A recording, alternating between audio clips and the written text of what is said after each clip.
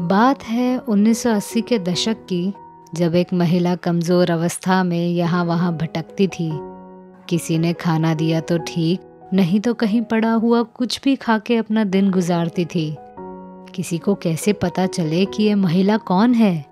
Cancer जैसे दर्दनाक बीमारी से सामना करते हुए मौत को गले लगाने वाली कुकू की कहानी मैं अनामिका आपको सुनाने वाली हूँ आपके अपने channel biography and real life stories पर। प्राण और हेलन को तो सब जानते हैं, पर अगर मैं आपसे पूछूं कि ये कुकू मोराए कौन थी, तो शायद ही कोई इन्हें पहचानता होगा। इनकी कहानी अलग अलग पड़ाव से गुजरती है। आसान शब्दों में कहा जाए तो शोहरत, सम्मान, प्यार, धोखा, अकेलापन और मौत के पड़ाव कुकू ने देखे हैं। एक ज़माना ऐसा भी था जब इनके घर के बाहर फिल्म मेकर्स की लाइन लगी रहती थी और मुंह मांगी रकम देकर कुकू से फिल्मों में डांस करवाया जाता था। पर इससे ठीक 40 साल के बाद नज़ारा कुछ अलग होगा, किसी ने सपने में भी नहीं सोचा था। मैं तो आपसे नहीं कहूँगी कि कुकू भारत की पहली कैबरे डांसर थी। कुछ लोग ज़रूर कहेंगे कि जी हाँ, कुकू ही थी भारत की पहली कैबरे डांसर, पर इतिहास के पन्ने कुछ और कहते हैं। खैर, पहली कैबरे डांसर कौन थी ये तो मैं आपको किसी और दिन बताऊंगी। अभी बात करते हैं कुकू की।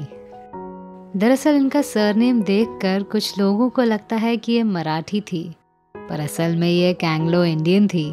इनका नाम भी अजीब, इनकी पहचान भी अजीब और इनका डांस भी अजीब, इसीलिए इनको उस जमाने में रबर गर्ल कहते थे। खूबसूरत, स्लिम और जबरदस्त डांसिंग की शौकीन कुकू का इतिहास आज भी धुंधला सा दिखता है। आम इंसान तो छोड़ो, यहाँ तक कि फिल्मों में जो लोग थे उन्हें भी इनके बारे में कुछ खास बातें पता नहीं। तारीख तो पता नहीं, पर इनका जन्म 1928 को भारत में हुआ था और इनकी पहचान म्यांमार में रह रहे हेलन से थी। वैसे तो तब हेलन छोटी बच्ची थी और उस वक्त कुकू इंडस्ट्री की बड़ी कैबरे डांसर थी। 1946 की फिल्म अरब का सितारा फिल्म में एक गाने पर परफॉर्म करने के बाद सभी फिल्म मेकर्स को लगने लगा कि ये डांसर हमारी फिल्म में होनी चाहिए। फिर क्या था, पहले ब्रेक के बाद एक फिल्मों में कुकू डांसर के रूप में दिखने लगी। अनोखी अदा, अंदाज, शबिस्तान, आवारा, आन, चलती का नाम गाड़ी, यहूदी, मुझे जीने दो, ये वो फिल्में हैं जिनमें कुकू का डांस आज भी मशहूर है। शबिस्तान फिल्म के एक गाने में बैकग्राउंड डांसर के तौर पर हेलन भी दिखाई देती हैं। दरअसल कुकू एक दरियादिल इंसान थी, उन्हें लोगों की मदद करना अच्छा लगता था, इसीलिए तो प्राण और हेलन के लिए फिल्मों के दरवाजे कुकू ने ही खोले। आज भी हेलन कुकू को याद करते हुए कहती है, कुकू एक अच्छी इंसान थी, वो हमेशा खुश रहती। जब उनके पास कुछ बचा नहीं था तब भी वो खुश रहती थी। प्यार इंसान को रास्ता दिखाता है, पर यही प्यार किसी को डुबा भी देता है। बस यही हुआ कुकू के साथ। एक डायरेक्टर से प्यार हुआ और उसके भरोसे पैसे डूबने लगे। 3 गाड़ियां थी, पेट्स पालने का भी शौक था, पर जैसे जैसे पैसे डूबते वैसे वैसे करीब रहने वाले लोग भी दूर जाने लगे। कुछ सालों के बाद फिल्में मिलना बंद हुई और हाथ में पैसे भी नहीं थे, और अचानक से पता चला कि उन्हें कैंसर भी है।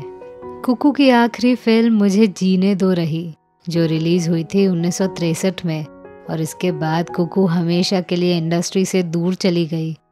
आखिरी समय में दवाइयों के लिए भी पैसे नहीं थे और 30 सितंबर 1981 में इस रबर गर्ल ने दुनिया से अकेले अकेले विदा ली। आखिरी दिनों में रोने वाला भी कोई नहीं था। आज कुकू जी की कुछ यादें बाकी हैं, पर उन यादों को लेकर हम क्या करें?